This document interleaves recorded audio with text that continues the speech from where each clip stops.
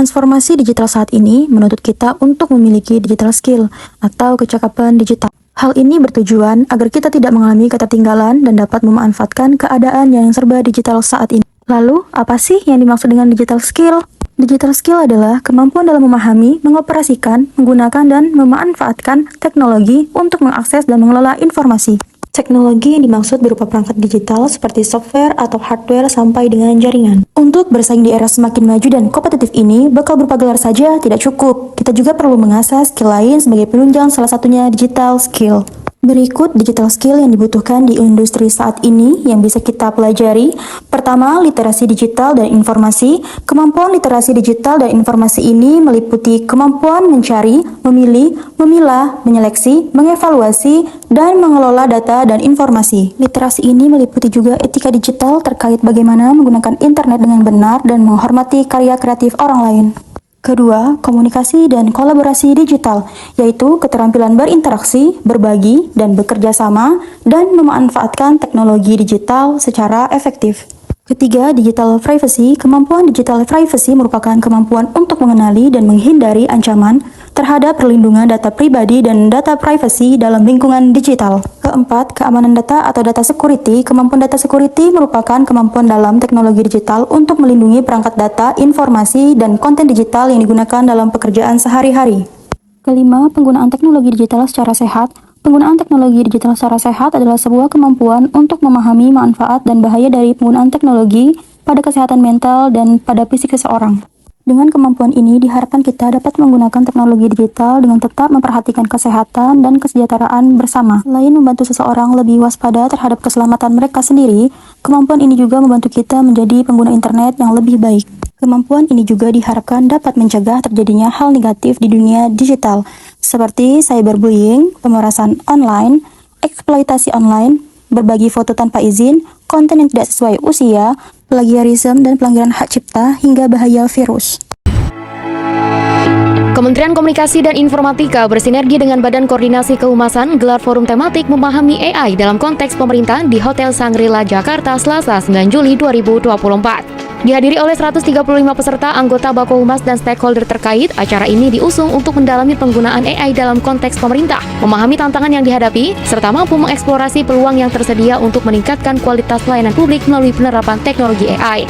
Direktur Tata Kelola dan Kemitraan Komunikasi Publik Kementerian Komunikasi dan Informatika sekaligus Ketua Pelaksana Bako Humas Kementerian Kominfo Hasyim Gautama mengatakan, kegiatan ini merupakan upaya yang dilakukan Humas Pemerintah dalam mendiseminasi informasi kepada publik terkait dengan rambu-rambu penggunaan AI yang tertuang pada Surat Edaran Menteri Komunikasi dan Informatika Nomor 9 Tahun 2023 tentang etika kecerdasan artifisial. Hari ini mengadakan forum tematik Bako Humas dari Kementerian Kominfo untuk menyebarluaskan pemanfaatan AI ini, sehingga nanti Prata Humas di semua kementerian, lembaga, pemerintah daerah mampu memanfaatkan teknologi ini supaya tidak ketinggalan ya dengan sektor-sektor lainnya. Kegiatan ini juga turut diapresiasi oleh Citra selaku peserta forum tematik Bako Humas sekaligus pegawai kehumasan Kementerian Pertahanan yang mengatakan bahwa pihaknya akan mengimplementasikan pemanfaatan kecerdasan buatan atau artificial intelligence dalam pelayanan publik.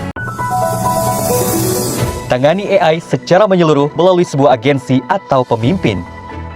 Nah, ini yang sedang kita upayakan dengan seminar atau series policy workshop kita ini. Ya, mudah-mudahan nanti bisa keluar dengan sebuah policy brief yang cukup clear. AI jadi arah penentu regulasi pemerintah. Fungsinya ya, dan juga manfaatnya untuk masing-masing sektor yang dimana mereka menjadi wewenangnya. Jadi sangat penting terutama dengan kemajuan data tersebut. Selaraskan penerapan AI melalui workshop policy AI.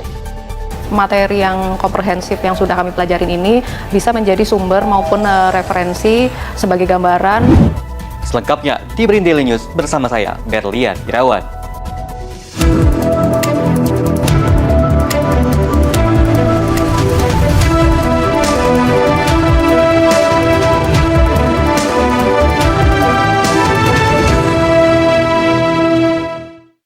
Penerapan kecerdasan buatan atau artificial intelligence sudah hampir diaplikasikan dalam kegiatan sehari-hari. Mulai bermunculan berbagai program AI yang dapat mempermudah pekerjaan manusia. Misalnya, aplikasi penerjemah, asisten virtual, aplikasi penghasil karya seni, hingga pengarah penentuan kebijakan. Penggunaan AI yang tidak didasari regulasi berpotensi melanggar sejumlah aspek terkait privasi, data pribadi, dan hak kekayaan intelektual. Sehingga perlu dilakukan mitigasi berupa regulasi penerapan AI dan leader dalam penentuan regulasi. Direktur Perumusan Kebijakan Riset Teknologi dan Inovasi BRIN, Dudi Hidayat menuturkan, penanganan kebijakan kecerdasan buatan harus dilakukan secara menyeluruh pada pemerintahan, sehingga mendapatkan sebuah agensi ataupun leader yang mampu mengordinasikan kebijakan penerapan AI bagi kementerian lembaga. Tujuan dari kedua video tersebut adalah untuk mengidentifikasi bagaimana pemanfaatan kecerdasan buatan AI dapat meningkatkan efektivitas komunikasi publik pemerintah, memperkuat tata kelola berbasis data, dan mendukung pengambilan keputusan yang lebih cepat, tepat, transparan, serta akuntabel, guna menjadi bahan pertimbangan penerapan yang relevan. Saya akan menjelaskan tentang manfaat AI dalam membangun digital skill di lingkup pemerintah yang ada sekarang ini. Yang pertama adalah otomatisasi tugas, yang mana AI membuat efisiensi kerja administratif. Kemudian analisis data, AI membantu pengambilan keputusan berbasis data. Kemudian layanan publik, yaitu berdasarkan sistem chatbot dan sistem responsif untuk masyarakat. Selanjutnya adalah pelatihan, yang mana AI bermanfaat sebagai personalized learning untuk ASN. Jika kita melihat dari sisi keunggulan, penerapan AI dan digital skill ini mampu memberikan banyak manfaat. Yang pertama yaitu meningkatkan efisiensi kerja, karena pekerjaan administratif yang bersifat rutin dapat dilakukan dengan lebih cepat. Yang kedua, mengurangi kesalahan dalam pengelolaan data, karena sistem membantu dalam proses analisis. Yang ketiga, meningkatkan kualitas pelayanan publik, karena pelayanan yang menjadi lebih cepat, tepat, dan tentunya berbasis data. Dalam konteks pelayanan kesehatan, hal ini sangat penting karena data pasien, laporan, dan kegiatan pelayanan jika dikelola dengan baik dapat membantu dalam menentukan kebijakan pelayanan yang lebih tepat dan cepat. Jadi, AI dan digital skill sebenarnya mendorong perubahan dari kerja yang bersifat manual menjadi kerja yang berbasis data dan teknologi. Kunci keberhasilan penerapan AI dalam meningkatkan efektivitas sebenarnya tidak kalah jauh dengan teknologi canggihnya, tetapi bagaimana AI itu digunakan dengan tepat dalam sebuah organisasi. Yang pertama, data yang digunakan harus berkualitas. Yang kedua, sumber daya manusia harus memiliki kemampuan digital yang baik. Yang ketiga, AI harus terintegrasi dengan sistem kerja yang ada. 4. Tujuan penggunaan AI harus jelas di awal. Kelima, adanya aturan dan pengawasan yang baik. Terakhir, dukungan dari pimpinan juga sangat penting. Sedangkan penerapan AI dalam mengubah landscape pemerintahan terletak pada bagaimana teknologi ini benar-benar diintegrasikan pada sistem birokrasi dan pelayanan publik, bukan sekedar digunakan sebagai nilai tambahan. Yang pertama, data yang terintegrasi dan berkualitas. Yang kedua, SDM aparatur harus memiliki kemampuan dan melek digital. Yang ketiga, transformasi sistem kerja atau digital government. Yang keempat, kepemimpinan dan kebijakan yang kuat. Yang kelima, tata kelola dan etika penggunaan AI. Aspek yang paling realistis untuk diimplementasikan di Dinas Dukcapil Kabupaten Merangin. Apabila ditetapkan secara bertahap, prioritas implementasi yang paling realistis bagi Dukcapil Kabupaten Merangin adalah AI untuk komunikasi publik dan informasi layanan pada tahap awal, kemudian dilanjutkan dengan chatbot layanan, analisis data operasional, dan dukungan administrasi internal. Tahap tersebut dipandang paling memungkinkan karena manfaatnya langsung dirasakan masyarakat, resikonya relatif lebih terkendali, dan dapat menjadi fondasi bagi pengembangan inovasi yang lebih lanjut.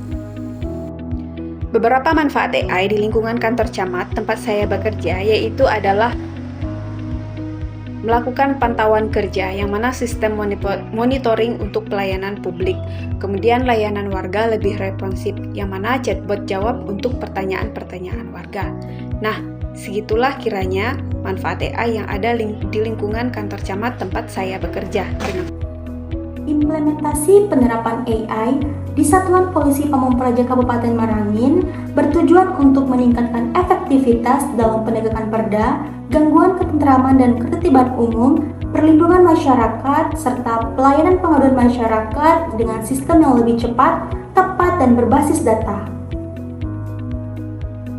Dalam implementasinya di tempat kerja saya sebagai seorang operator layanan kesehatan di Puskesmas, maka penerapan digital skill dan AI ini sudah mulai saya lakukan secara sederhana. Salah satu contoh nyata yang saya lakukan adalah menggunakan AI dalam membantu penyusunan konsep surat dinas dan dokumen administrasi. Dengan bantuan AI, saya dapat menyusun konsep surat dengan lebih cepat, lebih rapi, dan terstruktur karena AI membantu dalam memberikan kerangka tulisan serta penggunaan bahasa yang formal. Hal ini sangat membantu dalam mempercepat pekerjaan administrasi, terutama ketika volume pekerjaan cukup banyak. Namun dalam penggunanya, saya tetap melakukan pengecekan ulang atau human control agar hasil yang dihasilkan tetap sesuai dengan kebutuhan instansi dan tidak terjadi kesalahan. Selain itu, saya juga mulai menerapkan digitalisasi pengelolaan arsip dan data pelayanan, sehingga data menjadi lebih tertata dan mudah diakses kembali. Kedepan, jika sistem sudah matang, maka data tersebut dapat dikembangkan ke arah analisis yang lebih cerdas menggunakan AI, bahkan berpotensi mendukung dalam pengambilan keputusan yang tepat di instansi.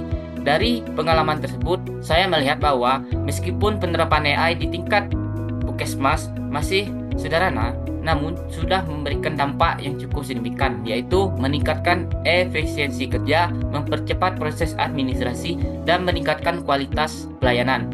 Dan ini merupakan langkah awal menuju sistem kerja yang lebih modern, yaitu berbasis data dan teknologi, sebagaimana yang dijelaskan dalam video tersebut.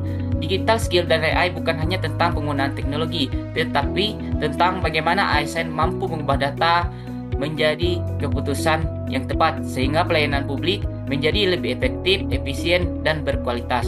Dengan demikian, langkah-langkah kecil yang kita lakukan di unit kerja kita masing-masing sebenarnya merupakan bagian dari transformasi besar menuju smart government. Terima kasih. Assalamualaikum warahmatullahi wabarakatuh.